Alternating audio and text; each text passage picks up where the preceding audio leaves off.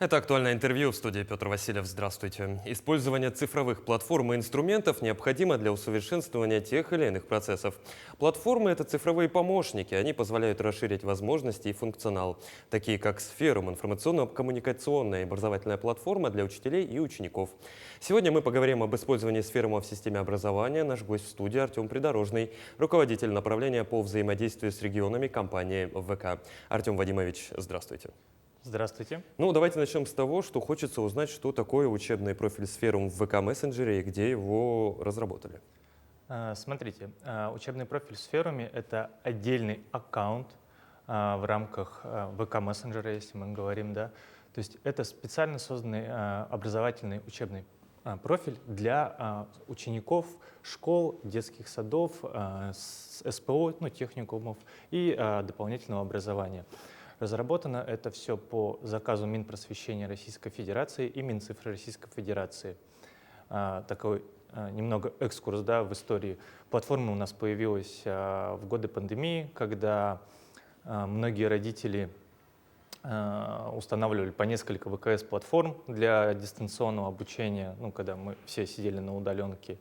И это было неудобно с точки зрения образовательного процесса, потому что ребенок мог на каждом уроке сидеть в разных системах. И поэтому было принято решением правительства Российской Федерации разработать свою отечественную ВКС-платформу. И компания ВК, ООО ВК, она разработала совместно с Ростелекомом и теперь полностью обслуживает и поддерживает и модернизирует данную образовательную платформу самостоятельно. Мгм. То есть это не просто электронный дневник. Это целая вот экосистема, где можно будет и учителя, и ученики проводить время. Более корректно будет сказать, это информационно-коммуникационная платформа, вот как вы вначале представили. То есть электронный дневник — это совершенно другая система. Да, мы интегрированы, то есть в Республике Саха-Якутия у нас есть интеграция с местным электронным дневником, сетевой город называется.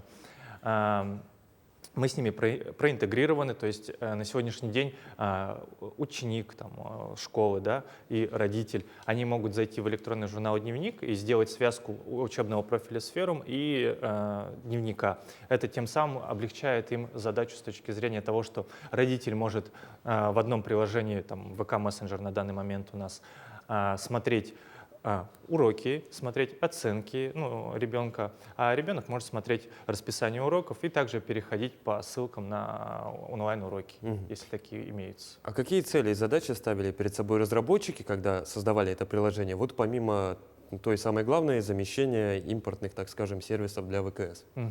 Смотрите, здесь Министерство просвещения Российской Федерации идет в ногу со временем, так скажем. То есть на сегодняшний день мы понимаем, что многие дети активно пользуются смартфонами, интернетом для коммуникаций. И поэтому у правительства и у министерства стоит задача, чтобы этот процесс был защищенный и безопасный. То есть наша основная задача, вот, возвращаясь к вопросу, это обезопасить наших детей, создать им безопасную коммуникационную среду, в которой не будет третьих лиц. То есть на нашей платформе, она, как я ранее сказал, разработана специально по требованиям Министерства просвещения Российской Федерации, она соответствует всем процедурам и стандартам образования. И мы ни в коем случае не пытаемся, точнее, у Министерства просвещения ни в коем случае не стоит задача заменить классическое традиционное образование. Оно всегда будет у нас в приоритете. Просто такими платформами министерство пытается дать более новые инструменты для работы, усовершенствовать образовательные процессы. Ну вот с точки зрения безопасности, я так понимаю, там установлены какие-то особые протоколы защиты? Во-первых, так как компания ОВК — это российская компания, мы являемся оператором обработки персональных данных, соответственно, к нам применим 152-й федеральный закон, закон о хранении персональных данных. То есть мы полностью соответствуем, все сервера, они находятся в защищенном сегменте у нас на территории РФ. И плюс нам выставляют определенные требования по информационной безопасности Минпросвещения Российской Федерации. А вот если брать с точки зрения педагогов и преподавателей, какие возможности для них существуют в сервисе? Хороший тоже вопрос. Так как мы еще раз повторюсь, для системы образования только направлены. Поэтому мы очень активно прислушиваемся к комментариям, к рекомендациям, которые нам дают учителя, пользователи наши непосредственные. И мы с каждым годом совершенствуем. В этом году мы с 1 сентября в бета-версии запустили интерактивные доски. То есть учитель может дистанционно уже работать, проводить какие-то презентации с детьми. Плюс мы сделали возможность деления на сессионные залы. То есть учитель может делить класс на группы и заниматься с ними индивидуально. И мы каждый день совершенствуем нашу платформу. То есть у нас сейчас такой большой пул разработок, доработок, так скажем, да, которые мы хотим привнести еще в этом году успеть. Мгм. Но вот если говорить не только про образовательную часть, но и, так скажем, про развлечения, возможно ли включение в платформе каких-то образовательных курсов, учебно-развлекательных там пособий, все, чтобы там детям было не только вот в плане образования интересно, но и проводить там досуг. Такая мини-социальная сеть. Смотрите, здесь у нас мы чаще всего говорим, что мы сообщество. То есть у нас сообщество образовательное. И мы со своей стороны помогаем многим учителям развивать их каналы информационные. Мы создаем свои информационные каналы, мы проводим различные активности для учеников, для для педагогического состава, для учебного состава. Да?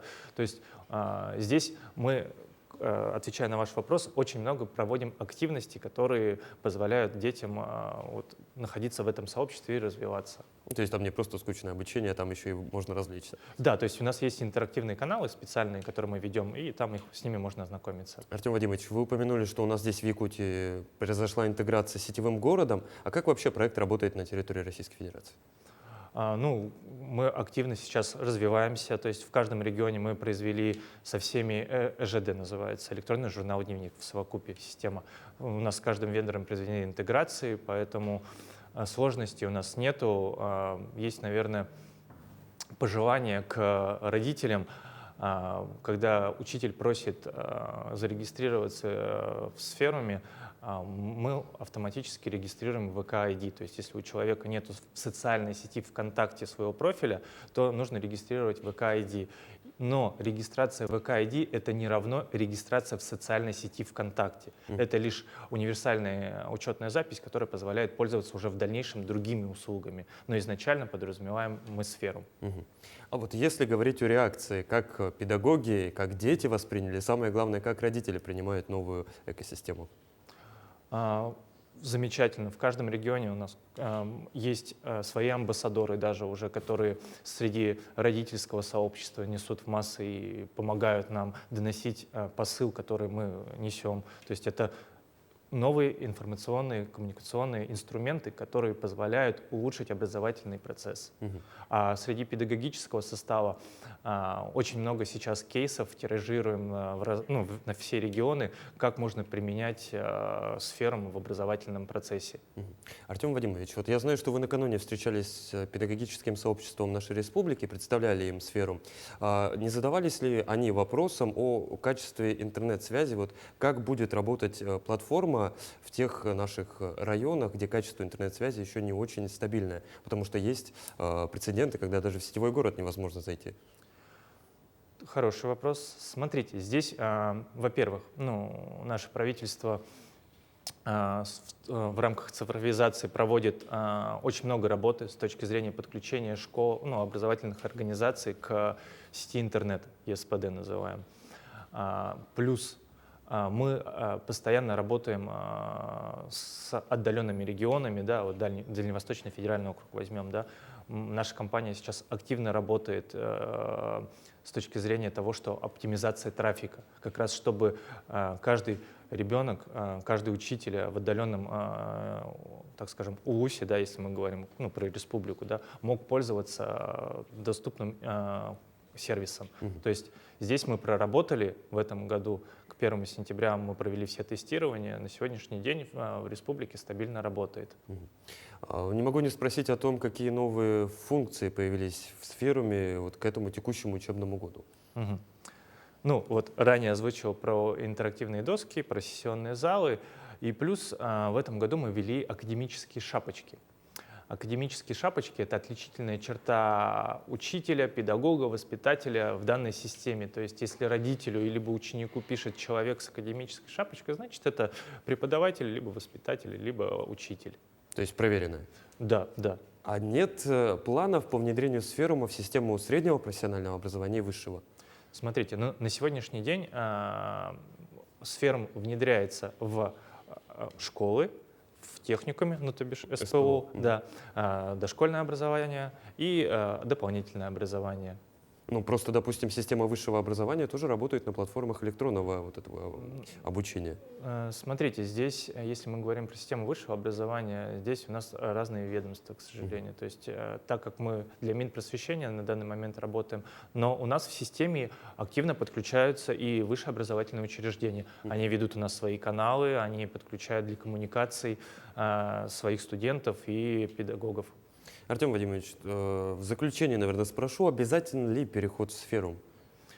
С точки зрения родителя, к сожалению, не к сожалению, а законодательство не может обязать родителей использовать Сферум. Поэтому здесь на усмотрение родителя. Но так как у нас есть определенные другие НПА, да, нормативно-правовые акты, которые, запрещенные мессенджеры, грубо говоря, которые можно ознакомиться на сайте Роскомнадзора. То есть, к сожалению, учителям, педагогам, воспитателям запрещено в служебных целях использовать данные мессенджеры. Поэтому они могут именно коммуницировать с точки зрения рекомендательного характера в Сферуме.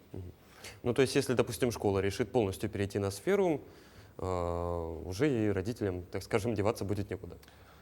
Ну, да, к сожалению. Ну, здесь наше правительство просто сейчас работает очень активно с точки зрения информационной безопасности, и поэтому они рекомендуют использовать только проверенные отечественные платформы, какой является Сферум.